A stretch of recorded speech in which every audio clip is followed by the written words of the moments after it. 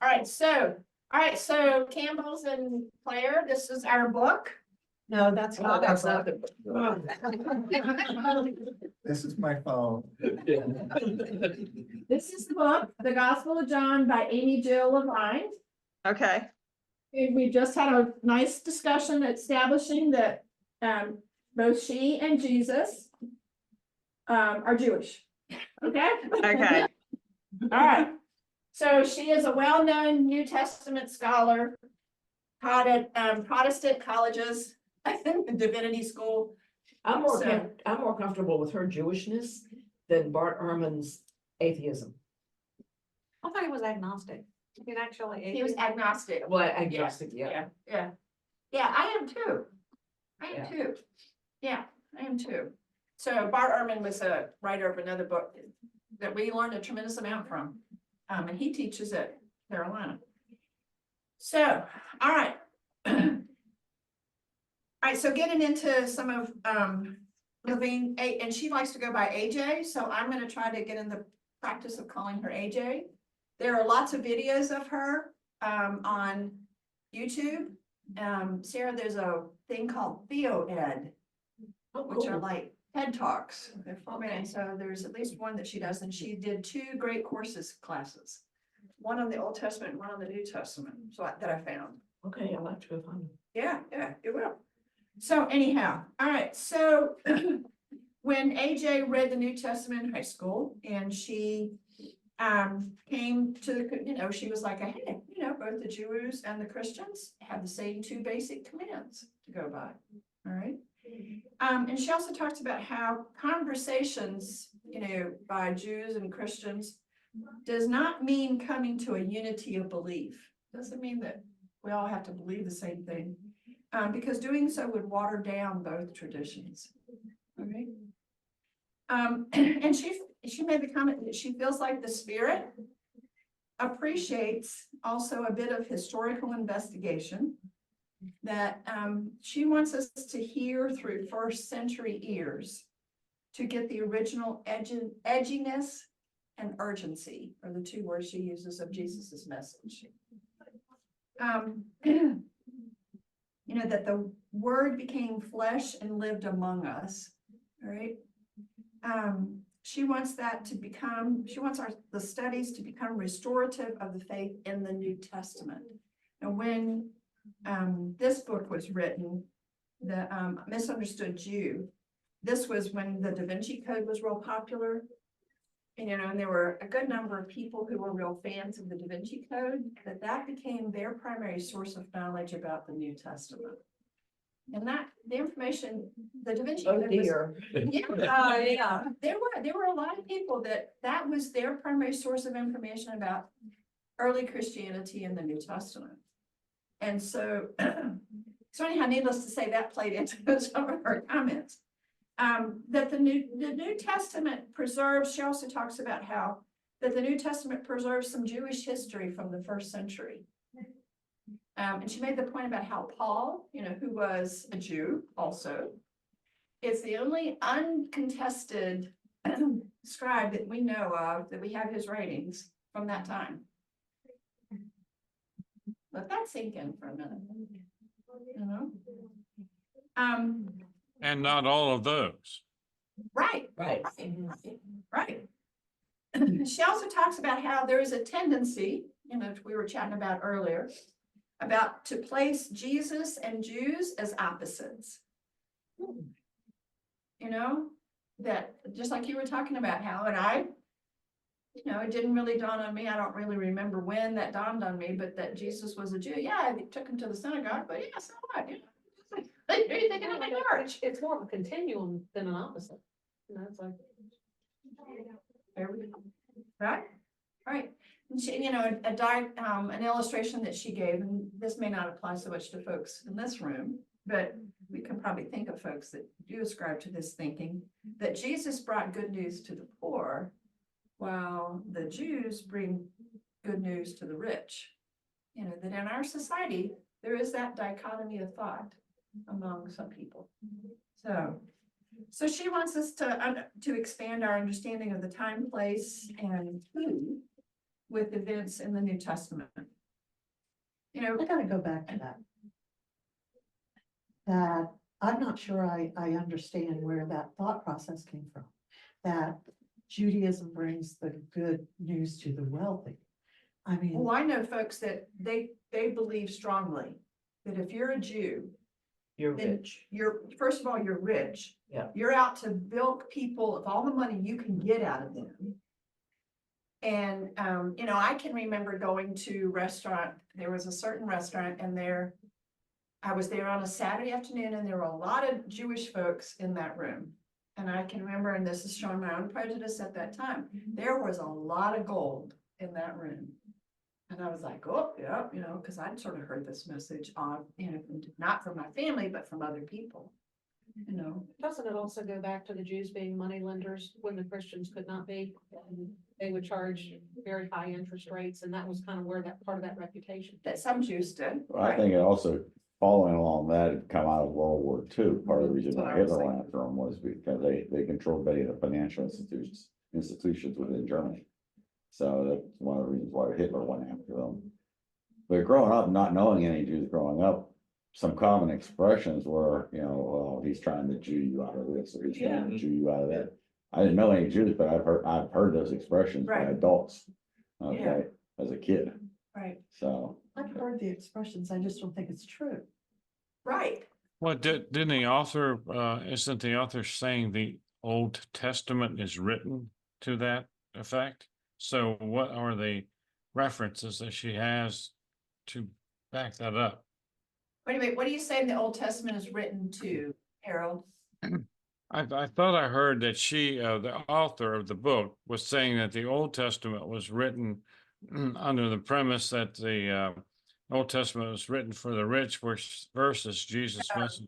No, that's not what I was saying. I was saying that Okay, thanks.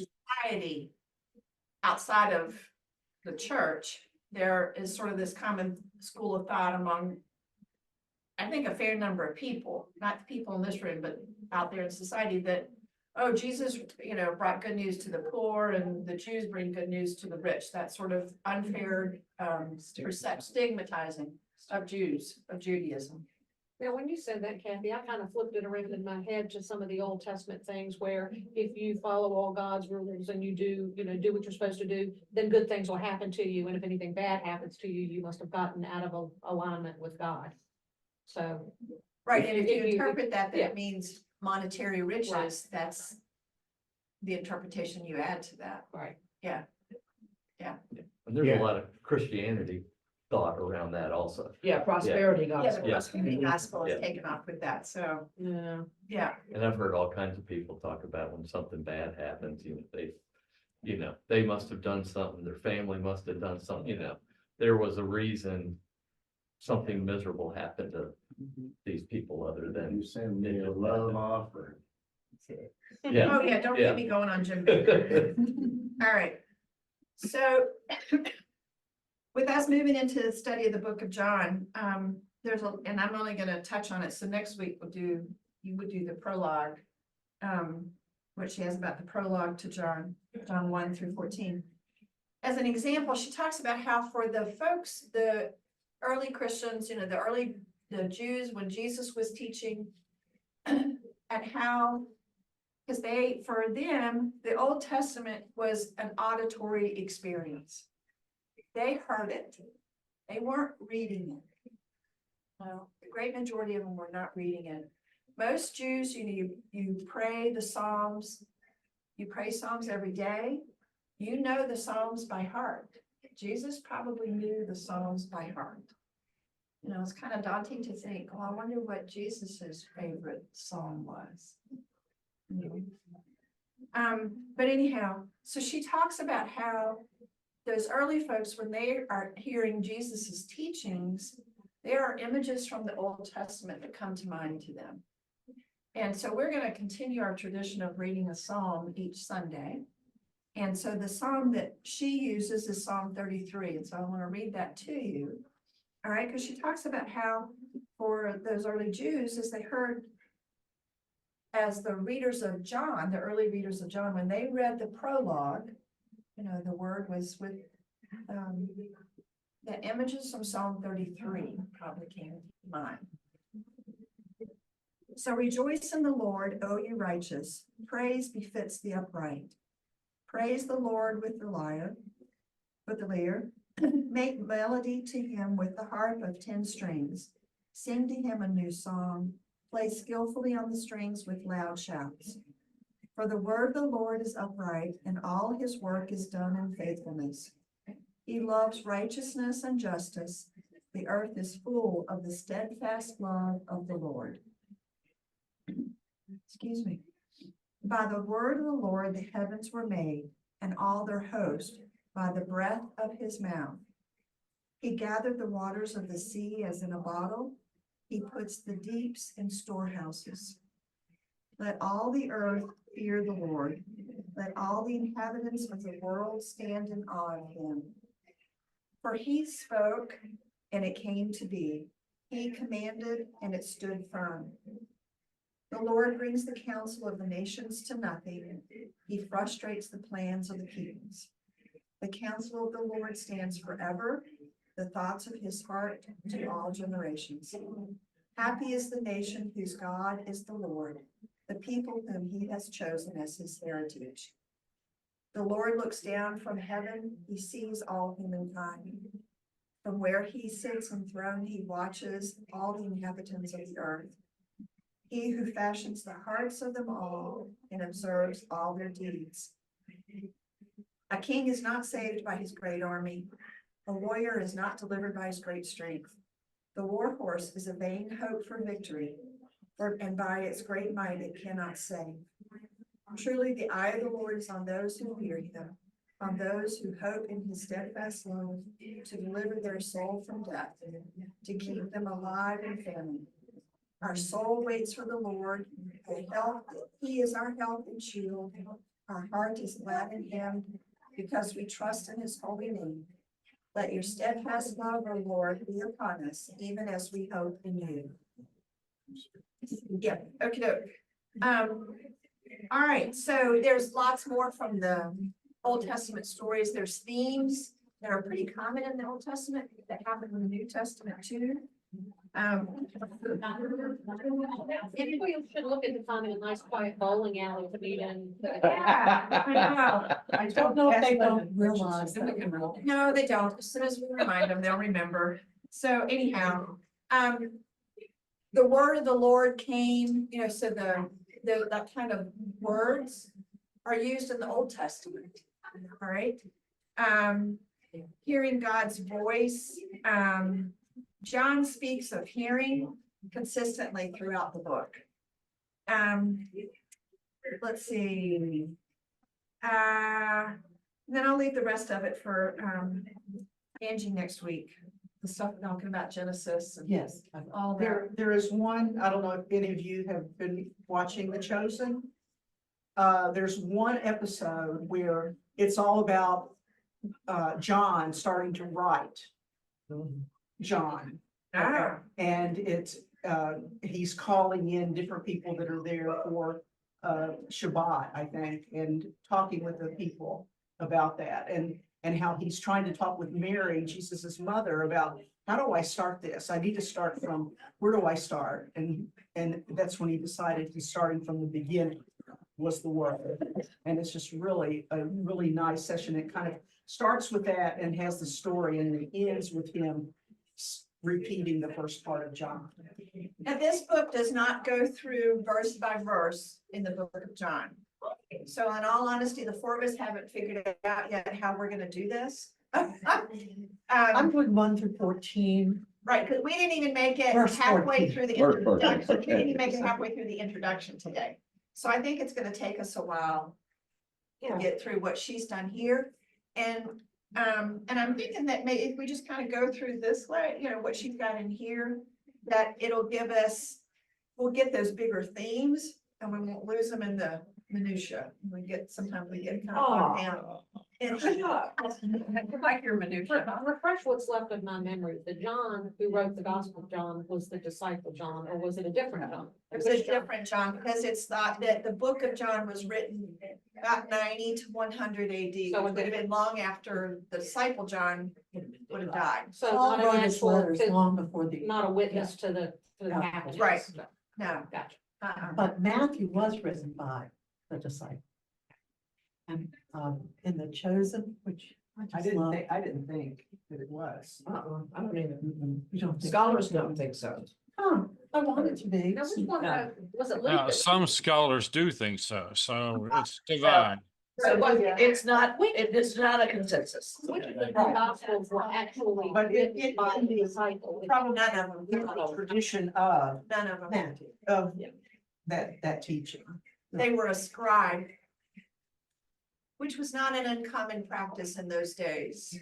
Were the original disciples even literate? I mean, could We they don't have know. written if they wanted to? We don't know. I don't know. We don't have any way of knowing. You're the teacher. You're one of the four. Well, I know these things. I read- But I did read that, young Jewish boys were taught, And you you know. got to go to Torah school. but everyone was supposed to, the girls were not supposed to be taught, the boys were supposed to be But taught. a lot of boys were chosen to follow a rabbi. That women maybe weren't as powerless in those days as we are thought, as we think they were. So I think the great majority probably were, but there were some. I like the one in the group, that, what is it, the Greek, My Big Fat Greek Wedding, where the Yeah, woman says, the man's the head, but the woman's the neck, and you turn the head whatever way she wants to. One stereotype, and I don't know where it actually came from, that I've always had about Jewish people. And it kind of explains the wealth and power situation, is that as a culture, they've always been very much into education and intellect, and whereas not so much other cultures, the schooling and the reading and the Right. discipline and Work ethic. yeah, and the work ethic, and when you put those ingredients in a pot, throw it in the oven, you come out with success. Yeah. All right, so you might find having the book, it's, I think she's relatively easy to read. Yeah. And so, and it's, there's a lot in her writing, it's, so you might find it helpful to have the book. You may not, it's up to you. So Amazon.